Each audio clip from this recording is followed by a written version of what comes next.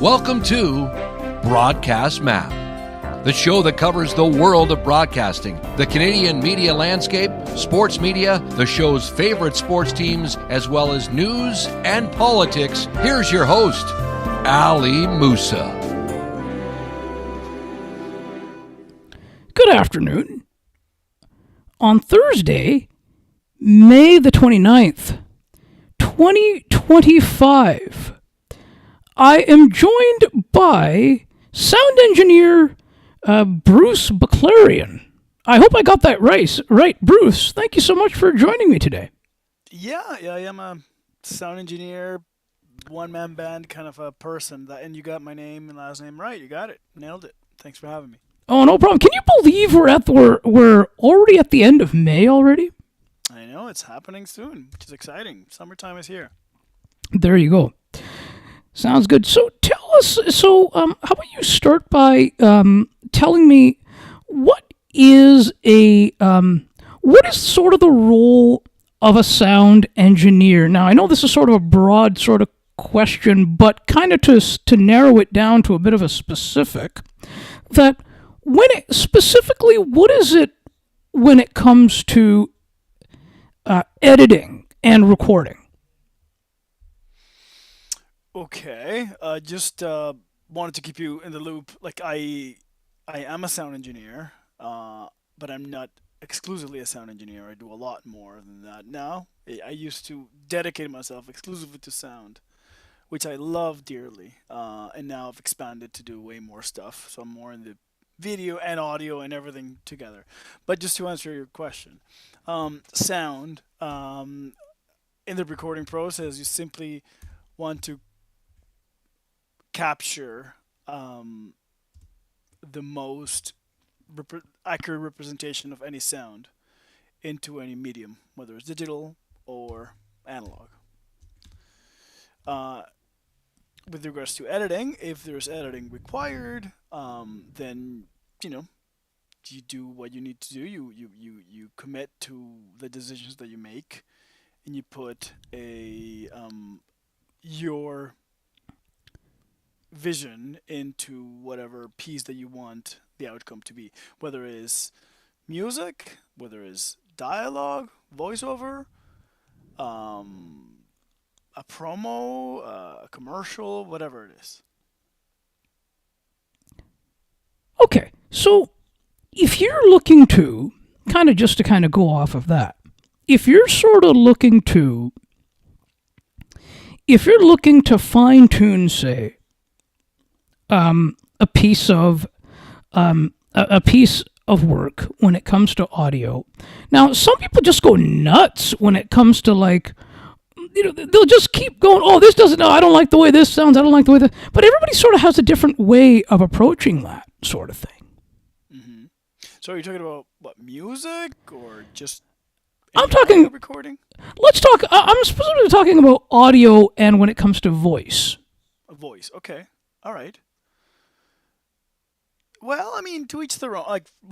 Sure, I have been there. I have edited so much that is just obviously not fully representative of the real medium, but, it is really what standards of today's media demand, right? Yep. Especially in the broadcasting world. Yes. If it's like voice, right? With regards to music, it's a little bit different. It depends. It depends upon what you want to achieve. Because you want to go with vibe, and maybe not everything has to be perfect, kind of thing. Mm-hmm. That's a different element of things. So, I guess so. But then, how would you how is it if one is looking at doing music editing? How would that sort of be in sort of a different, how would that be sort of in terms of flexibility? Can you give maybe an example of how that could be flexible then over, say, something like a voice or a promo or a voice promo or something? I say it depends upon the genre. Mm-hmm. So, look, for example, many, many years ago, I recorded a band.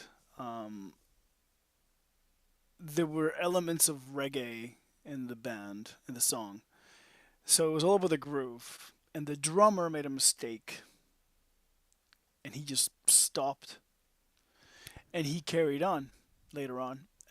In the recording, this translated to me in a happy mistake. Um, because event is at the very beginning of the song. It simply just doesn't, and then eventually he just does it perfectly. But just because it was, I guess the timing of it, where it was in the song, and what it signified to the piece of music was very. It would add. It would add to the feel of the music. If it's pop, like say Taylor Swift or a modern pop rock band like U2, for example, you kind of you don't have that. You can't commit to any of those flaws. You have to be precise, and everything has to be to the grid, and everything has to be edited perfectly, just so it adheres to what the expectation is. So it really depends upon the genre. Voiceover, for example, well, you have to have a good cadence. You don't want to have any clicks and pops and bleeps and any weird clicky sounds. You don't want to have your voiceover talent have a glass of milk before recording. No. You don't want to do that, right? So, like, you want to make sure that it's like nice and So it really depends upon the application. Oftentimes, a term that is off that is heard a lot is quote, and believe me, I don't like this term, and that's why you'll never hear me say it. But I don't like. Go ahead. Shoot! I'm eager to hear it. Okay, here we go. The term is quote, cut the fluff, quote. Drives me nuts. But what does that mean? I don't know what that means. Can you give me a? Sorry, I need to cough for a second.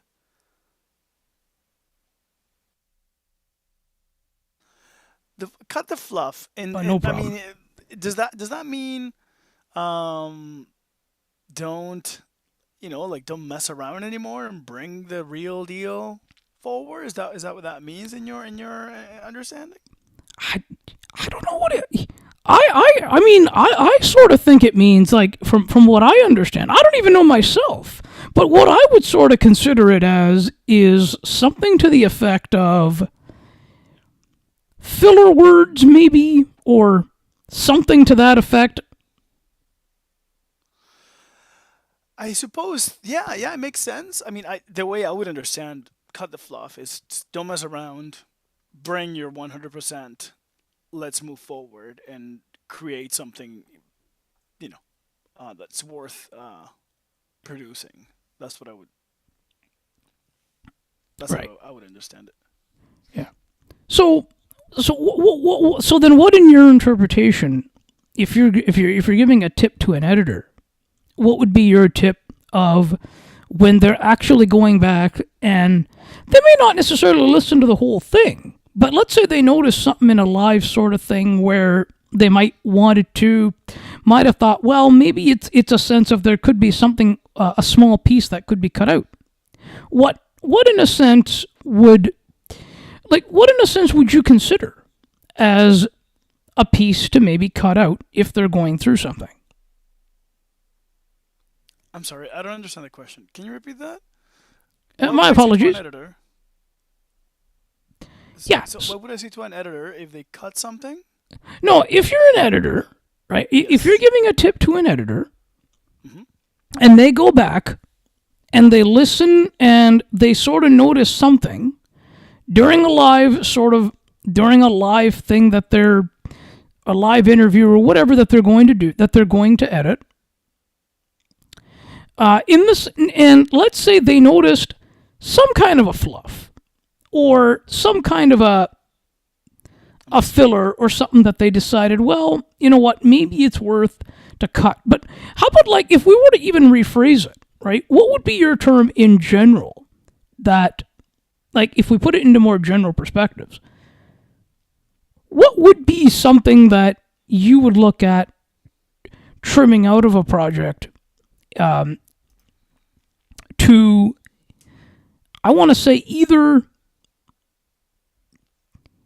make it sound its best or a certain length if that's what you wanted. I mean, as long as it's meaningful and important and relevant to the piece that's being produced, I say keep it. If it's just if there's unnecessary stuff that is just simply not important because and it just takes the focus of the real essence of the piece. I say why keep it. So get it out.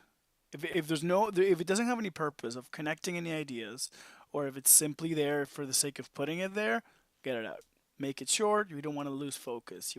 People's attention span these days are very short. It's prudent to keep it tight, so we don't lose our audience. That's another term too, keeping it tight. Now, what does that mean in your view? Well, keeping something tight is something again without any. They say cutting the fat. They say I've heard as well. It's not the nicest, but removing any unnecessary nuances. The nuance is important, but sometimes it depends upon it depends upon the medium. If you're producing a film that maybe you can venture out and or a long piece of content that you can venture out and people's attention is more there, then it's okay to be fluffy. But if you have 5 minutes or less, if you have 30 seconds, you can't really afford to mess around. You need to be to the point. Everything has to be intentional, as opposed to just for the sake of having things. If you're gonna make like any idea supported by music, be concrete. This is the idea. This is the piece of music. You're out as much as soon as possible. Next idea, in and out. Okay, so how about on the fly here? How about give an example to people who either are listening later or are listening to us live as we speak, or even who knows, maybe they're able to see our faces too. Sure. That give an example of give an example of maybe something you can make up something here on this fly, and something that, and in a way that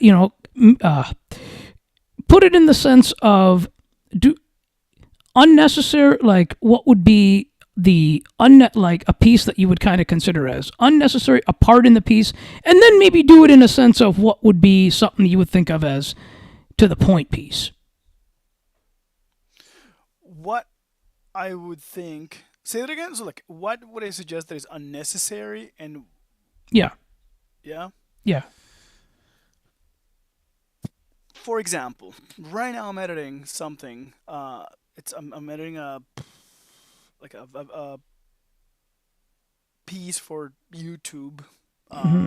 It's a behind the scenes of a series, and it's supposed to be funny. Um, and the so it's two people talking about a trip they took, and they're basically reminiscing about things they learned about it. And because again it has to be funny, you gotta keep it short. So there's there's a punchline right at the bat of a clip I took, uh, and it's 3-4 seconds. But then the other clip is about the extension of the clip could be about 25 seconds, and there's the second punchline which is also funny, but we don't need the second punchline. We already got a laugh, so we don't need the extended punchline, the very immediate one. So we cut the fluff, we get the very immediate element, and we move on to whatever is next. Okay, sounds good. That sounds good to me. So can I just not? You just sort of mentioned there. I want to kind of sort of talk a little bit about.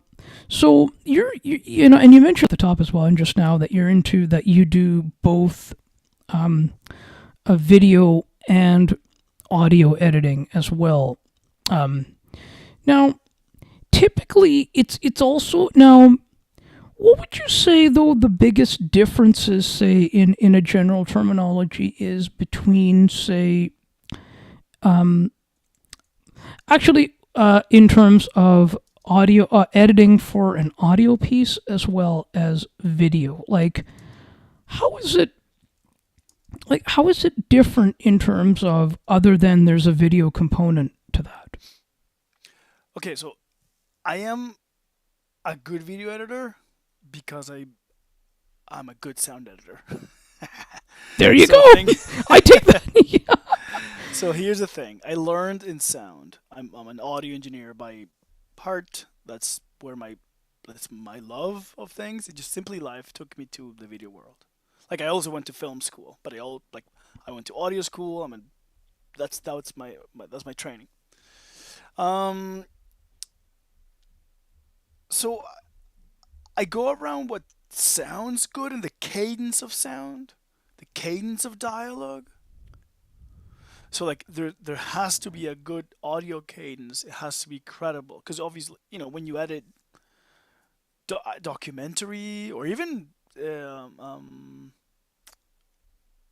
scripted material, there is a flow of the human voice, and I edited voiceover for years and years and years and years that I got that. I did describe video for many years as well. So like all of that trained me in a specific pattern of dialogue of voice. So because I trained so well on that, I simply build around that. If I have a good audio cadence, then you fill it with video. Then you have the visual elements a little trickier. So you know how like in audio, when you edit, if you have decent, it depends upon what you're doing there. If it's something that's recording outside or whatever, you want to make sure that the whatever noise that you have is continuous.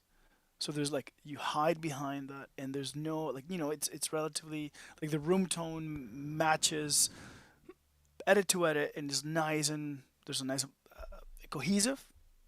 Once you have that cohesive environment in the sonic world, once you put pictures, then you have to do the same thing, but visually it's different because it's less is like the audio thing. You feel it almost, you hear it visually, like a frame could derail the flow of images. So is a thing you learn. I've learned. I didn't know that, but you learn how to make a flawless edit, to pretend that when there is a cut, a visual cut, you go elsewhere, find an alternative focal point to be able to not to be distractive.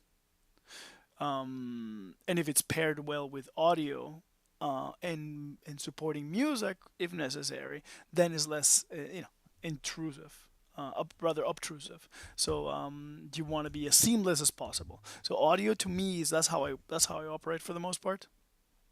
As long as audio is king, everything else follows. That's my thing as well. Like and as you can probably tell, I'm an audio guy too. I know. I could hear that. Yes. Now, see, like, kind of like the big thing now is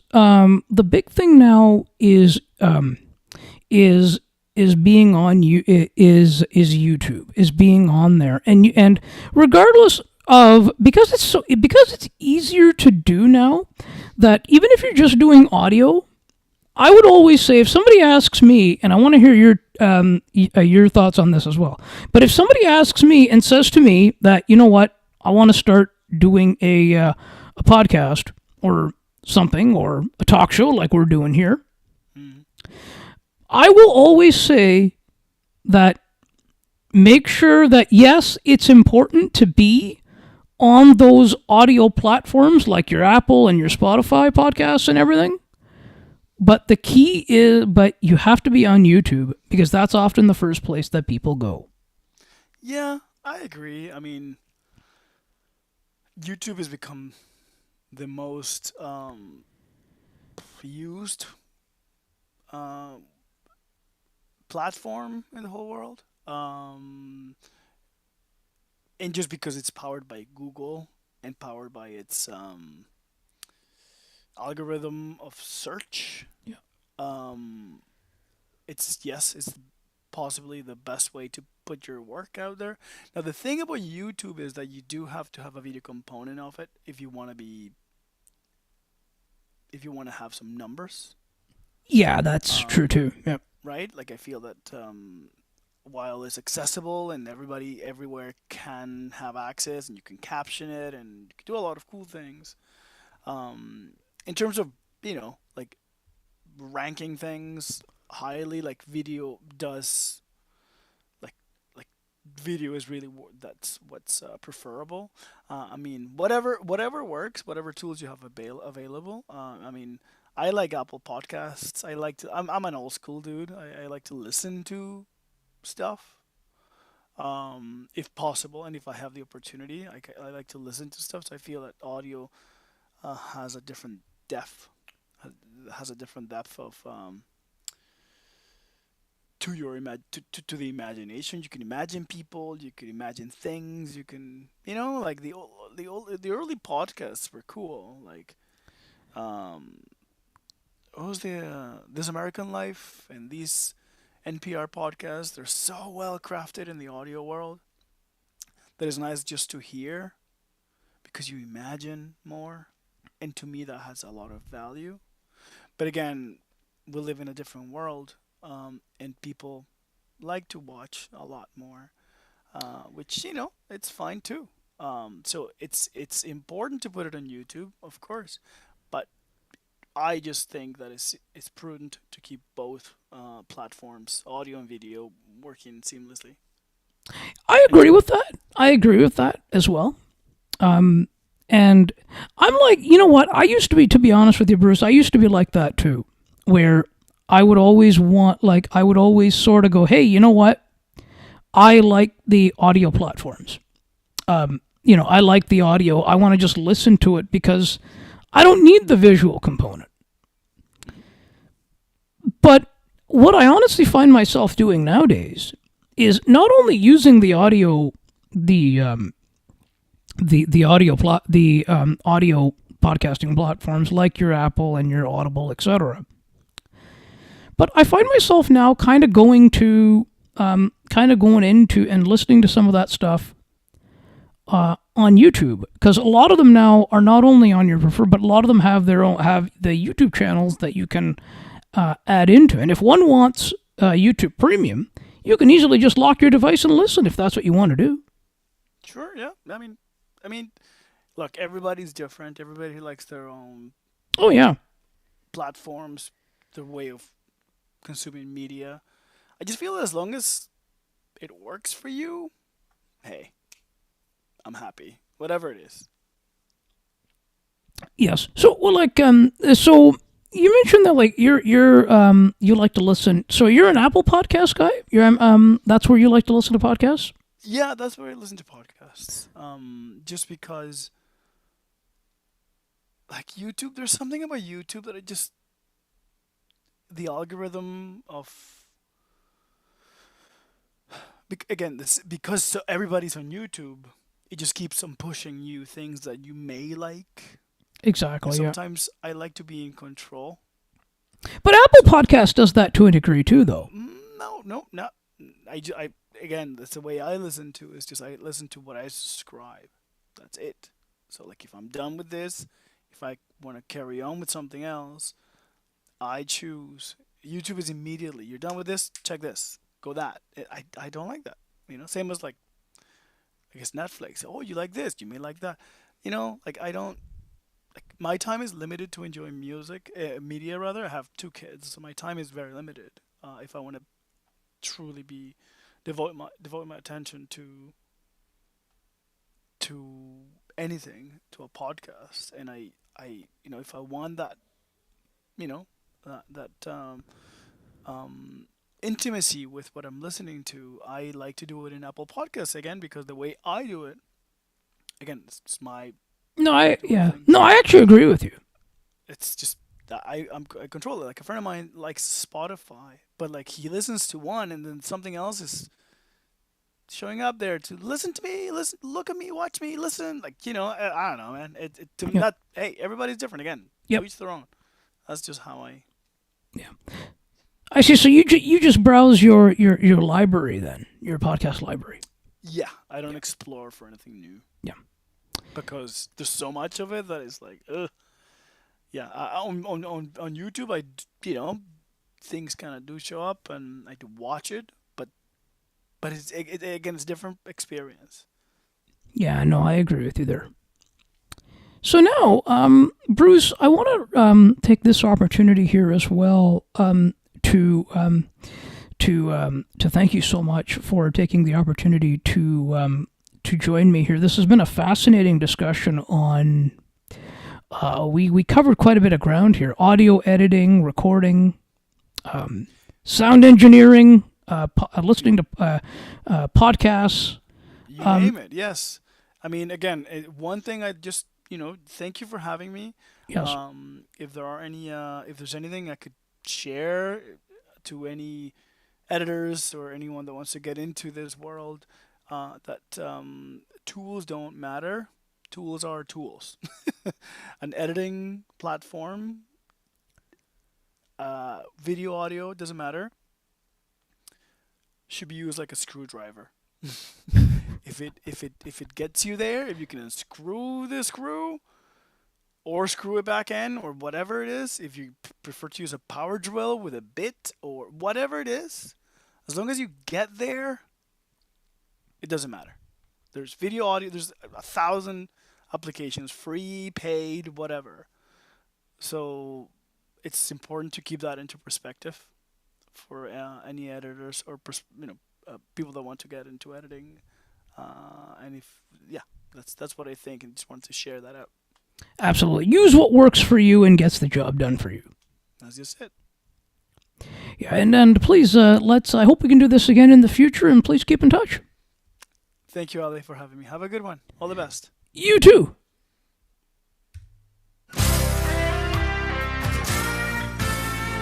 Thank you so much for listening and/or watching Broadcast Map. To learn more about the show, please visit broadcastmap.ca. While you're there, subscribe to the newsletter so you never miss an update. Besides, it's free. Enter your email address and hit subscribe right on the homepage and at the